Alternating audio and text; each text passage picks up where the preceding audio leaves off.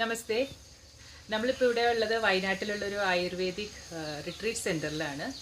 അപ്പോൾ ജിജിയുടെ വീടിൻ്റെ അടുത്ത് തന്നെയാണ് നമ്മളുള്ളത്. അപ്പോൾ ജിജിയുടെ ബ്രദറിൻ്റെയാണ് ഈ ആയുർവേദിക് റിട്രീറ്റ് സെൻറ്റർ. അപ്പോൾ നമ്മൾ വയനാട് സേവ കഴിഞ്ഞിട്ട് ഇവിടേക്ക് ഒന്ന് കാണാൻ വേണ്ടി വന്നതാണ്.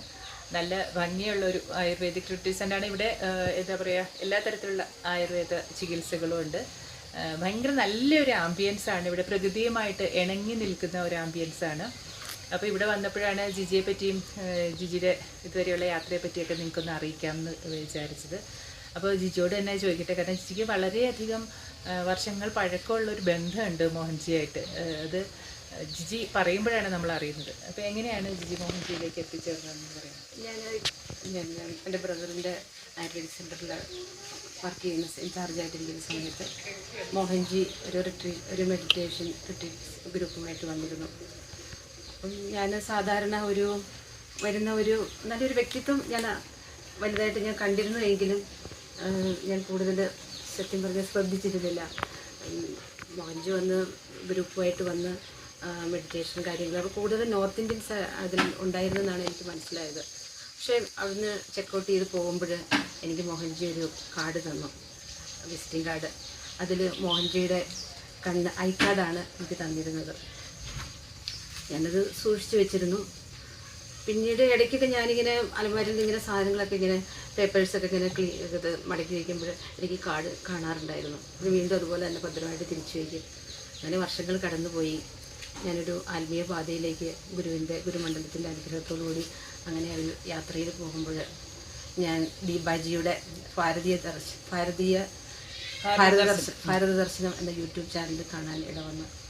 ഇങ്ങനെ പല വീഡിയോസ് ഇങ്ങനെ കണ്ടു ഒരു മോഹൻജിയെക്കുറിച്ച് പറയുന്നു. അപ്പോഴും എനിക്ക് ഒന്നും മനസ്സിലായില്ല, അത് മോഹൻജി. പിന്നീട് അതിനകത്ത് വേറൊരു ഡിവോട്ടി ഐക്കാർഡിനെ കുറിച്ച് സംസാരിച്ചിരുന്നു. അപ്പോഴാണ് എൻ്റെ മൈൻഡിലേക്ക് പെട്ടെന്ന് ആ ഓർമ്മ കടന്നു വന്നത്. എനിക്കിതുപോലൊരു കാർഡ് തന്നിട്ടാണല്ലോ ഈ മോഹൻജി പോയത്. അപ്പോൾ എനിക്ക് വളരെയധികം താല്പര്യം തോന്നി. കാരണം ഇന്ന് ലോകം അറിയപ്പെടുന്ന ഒരു ആത്മീയ ഗുരുവായിട്ട് മോഹൻജി മാറിയിരിക്കുന്നു. അപ്പോൾ എനിക്ക് ഒരു സത്സംഗം വേണമെന്ന് വളരെയധികം ആഗ്രഹിച്ചിരിക്കുന്ന സമയമായിരുന്നു. അതിനു പറ്റിയ സത്സംഗത്തിൽ കൂടി കടന്നു പോയിട്ടുണ്ട്. പക്ഷെ പിന്നീട് അവിടെ ഒരു ബ്രേക്ക് വന്നിരുന്നു. അങ്ങനെ വീണ്ടും ഗുരുപരമ്പരയുടെ അനുഗ്രഹത്തോടു കൂടി ഞാൻ ദീപാജിയുടെ നമ്പർ, വാട്സപ്പ് നമ്പർ നോട്ട് ചെയ്യുകയും മെസ്സേജ് ചെയ്തു. പെട്ടെന്ന് തന്നെ എന്നെ ഗ്രൂപ്പിൽ ആഡ് ചെയ്തു. അങ്ങനെ ഇനി ഞാൻ ഗ്രൂപ്പിലേക്ക് വന്നിട്ട് 1 വർഷമായി. അപ്പോൾ എനിക്ക് പറയാനുള്ളത്, നമ്മുടെ ക്രിയാദീക്ഷയുടെ സമയത്ത് നമ്മൾ കൊടുങ്ങല്ലൂർ ചെയ്തപ്പോൾ ജിജി കുറേ എനിക്ക് തോന്നുന്നു 100-ലധികം രുദ്രാക്ഷങ്ങൾ കൊണ്ടുവന്നു. അപ്പോൾ ഞങ്ങൾ ഇന്നലെ ഇവിടെ വന്നപ്പോൾ ആ രുദ്രാക്ഷമരം ഞങ്ങൾ കണ്ടായിരുന്നു. അപ്പോൾ അതിൻ്റെ ആ ഒരു എഫേർട്ട് മനസ്സിലായി. നല്ല ബ്ലൂ കളർ ഒരു കായയാണ് രുദ്രാക്ഷമരത്തിൻ്റെ. ഞങ്ങൾ കുറച്ച് പെറുക്കി എടുത്തിട്ട് ഞങ്ങൾ കാണിക്കാം. ഇതാണ് രുദ്രാക്ഷത്തിൻ്റെ കായ. ഇതിൽ നിന്നാണ് രുദ്രാക്ഷം നമ്മൾ എടുക്കുന്നത്. അപ്പോൾ അത് ക്ലീൻ ചെയ്ത് അതിൽ ഹോൾ ഇട്ടിട്ടാണ് ജിജി കൊണ്ടുവന്നത്. അപ്പോൾ ഗുരു ബ്ലെസ് ചെയ്തത് ഓരോരുത്തർക്കും കൊടുക്കുകയും ചെയ്തു. അത്ര എഫേർട്ട് എടുത്തിട്ടുണ്ടായിരുന്നു ജിജി. അപ്പോൾ ഇവിടെ വന്നു കഴിഞ്ഞപ്പോഴാണ് ഞങ്ങൾക്ക് മനസ്സിലായത് ഞങ്ങൾ എടുത്ത എഫേർട്ടിന് ഒരുപാട് ഫലമുണ്ടെന്ന്. കാരണം ഞങ്ങൾ പോയ ആ ഒരു സേവ ചെയ്യാനാണ് പോയത്. ആ സേവ വളരെ അർഹരായിട്ടുള്ള ആൾക്കാർക്കാണ് എത്തിയത് എന്ന് മനസ്സിലായി. നമ്മളിപ്പോൾ ഇവിടെ ഇരിക്കുന്നത് അഗസ്ത്യഗിരിയിലാണ്. അപ്പോൾ അഗസ്ത്യരുമായിട്ട് ബന്ധപ്പെട്ടൊരു അനുഭവം ജിജിക്ക് ഉണ്ടായില്ല, അതൊന്ന് പറയാമോ? ഞാൻ ക്രിയായോഗയിൽ കൂടി പോകുമ്പോൾ, ആ മെഡിറ്റേഷൻ കൂടി പോകുമ്പോഴാണ് അഗസ്ത്യമുനിയുടെ രൂപം അഗസ്ത്യമുനിയുടെ രൂപം പെട്ടെന്ന് എനിക്ക് കാണുന്നത്. അപ്പോൾ എനിക്ക് ഭയങ്കരമായിട്ടൊരു സന്തോഷം. അഗസ്ത്യമുനി നമ്മളോട് ഇങ്ങനെ എന്തോ മന്ത്രിക്കുന്ന പോലെ തന്നെയാണ് എനിക്ക് തോന്നിയത്. അതിനുശേഷം ഞാൻ പെട്ടെന്ന് തന്നെ ഗൂഗിളിൽ ഞാൻ കണ്ടതും ഗൂഗിളിൽ അടിച്ച് നോക്കിയപ്പോൾ ഞാൻ കണ്ട അതേ അഗസ്ത്യമുനിയെ എനിക്ക് കാണാൻ പറ്റി. അഗസ്ത്യമുനിയെ കണ്ടിട്ടില്ലേ? അഗസ്ത്യമുനിയെ കണ്ടിട്ട് വെച്ചാൽ അത്ര നമുക്ക് ഓർമ്മ അതില്ല. നമുക്ക് അഗസ്ത്യമുനിയല്ല, നമുക്ക് അത്ര ഓർമ്മയില്ല. പക്ഷെ ഇത് അഗസ്ത്യമുനി തന്നെയാണോ എന്നറിയാൻ വേണ്ടിയിട്ടാണ് ഞാൻ പെട്ടെന്ന് ഗൂഗിളിൽ സെർച്ച് ചെയ്തത്. ഗൂഗിളിൽ സെർച്ച് ചെയ്തപ്പോൾ ഞാൻ കണ്ട അഗസ്ത്യമുനി അത് തന്നെ. പിന്നെ ആ ചെറുപ്പത്തിലുള്ള അഗസ്ത്യമുനിയുടെ ആ സന്യാസി വേഷത്തിലുള്ള ആ കമണ്ടലൊക്കെ അത് ഞാൻ കണ്ടു. അതിനുശേഷം 2 ദിവസം കഴിഞ്ഞപ്പോൾ ഞങ്ങളുടെ മെഡിറ്റേഷൻ ഗ്രൂപ്പിൽ ദേവിയമ്മ മെസ്സേജ് ഇട്ടിരിക്കുന്നു.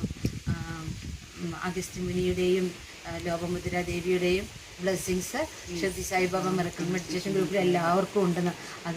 അത് കേട്ടപ്പോൾ എനിക്ക് സത്യത്തിൽ കണ്ണ് നിറഞ്ഞു പോയി. കാരണം എനിക്ക് അതിന് മുമ്പ് ഒരു ഇൻഡ്യൂഷൻ എനിക്ക് കിട്ടിയിരുന്നു. അതൊന്നും എനിക്കറിയില്ല. ഇതെല്ലാം ഗുരുവിൻ്റെ അനുഗ്രഹമാണെന്ന് മാത്രം ഞാൻ ചിന്തിക്കുന്നത്. പിന്നെ ഇതുപോലെ എന്തെങ്കിലും ഡിവൈൻ എക്സ്പീരിയൻസ് പറയാം? ഡിവൈൻ എക്സ്പീരിയൻസ് പിന്നെ മുരുകൻ്റെ ഒരു എക്സ്പീരിയൻസ്, മുരുകൻ ഇങ്ങനെ ബ്ലെസ് ചെയ്യുന്നതായിട്ട്. കാരണം നമ്മളും ഇങ്ങനെ ഓരോ പ്രതിസന്ധി ഘട്ടത്തിലൂടെ എല്ലാം കടന്നുപോയി നമ്മൾ തെറ്റ് ചെയ്യാതെ നമ്മൾ മേലിൽ കുറ്റങ്ങളൊക്കെ ആരോപിക്കും, നമ്മൾ ഈശ്വരനോടാണ് നമ്മളിങ്ങനെ കൂടുതൽ അടുക്കുന്നത്. അപ്പോൾ അതൊക്കെ ആയിരിക്കും എന്ന് ഞാനിങ്ങനെ വിശ്വസിക്കുന്നു. അങ്ങനെ ഞാൻ ഇങ്ങനെ മുരുകൻ ബാലമുരുകൻ അങ്ങനെ ബ്ലെസ് ചെയ്യുന്നതായിട്ട് കാണുകയും, അപ്പോൾ ഇവിടെ എനിക്ക് വയനാട്ടിൽ ഒരു മുരുക ടെമ്പിൾ ഏതാണെന്ന് എനിക്ക് കൃത്യമായിട്ട് എനിക്കൊരു അറിവ് കിട്ടിയിരുന്നില്ല.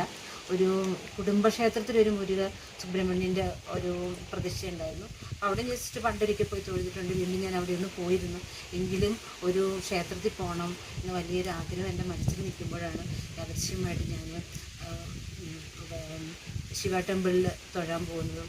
അപ്പം മലയ്ക്ക് മാറിയിട്ടൊരു ചേച്ചി എന്നെ കണ്ടു. അപ്പോൾ എനിക്ക് പരിചയമില്ലായിരുന്നു, എന്നെ പരിചയം ഉണ്ടായിരുന്നു. എന്നോട് ഇങ്ങനെ സംസാരിച്ചപ്പോൾ എന്നോട് ഇങ്ങോട്ട് പറയുന്നു, ഇവിടെ ഒരു വൈത്തിരിയിൽ ഒരു മുരുക ടെമ്പിളുണ്ട്, അത് ഭയങ്കര ഒരു എനർജി, നല്ലൊരു ഹൈ എനർജി.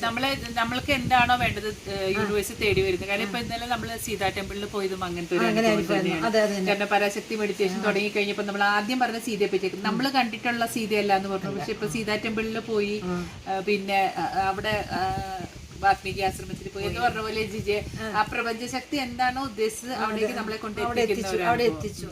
അങ്ങനെ ഞാൻ വൈത്തിരിയിൽ പോയി, മുരുക ടെമ്പിളിലും പോയി, എനിക്ക് ദർശനം ലഭിച്ചു. അത് വളരെ സന്തോഷം. ഇതെല്ലാം നല്ല അനുഭവങ്ങളായിട്ടാണ് നമുക്ക് തോന്നുന്നത്. കൂടെയുണ്ട് ആ ഗുരു മഹാത്മ്യം. അതിന്ന് ഇന്നത്തെ ജനസമൂഹം അത് അറിയാതെ പോകുന്നു. ആ ഒരു വിഷയമാണ് എനിക്കുള്ളത്. അതിന് ഗുരു മഹാത്മ്യം വലുതാണ്. നമ്മളൊരു ആപത്തിൽ ചെന്ന് പെട്ടുകഴി നമ്മളെ അവിടെ നിന്ന് രക്ഷിച്ചു കൊണ്ടുവരും. അതെനിക്ക് എൻ്റെ ലൈഫിൽ എക്സ്പീരിയൻസ് ആണ്. അപ്പോൾ ജിജി ഇത്രയും സമയം ഇനി എന്തെങ്കിലും പറയാനുണ്ട്? പറയാൻ ഇനിയും ഉണ്ട്, പറയാൻ ഒരുപാടുണ്ട്. പക്ഷെ എന്നിരുന്നാലും അടുത്ത വീഡിയോയിൽ അത് ഉൾപ്പെടുത്താം. ഗുരുമണ്ഡലത്തിന് നന്ദി.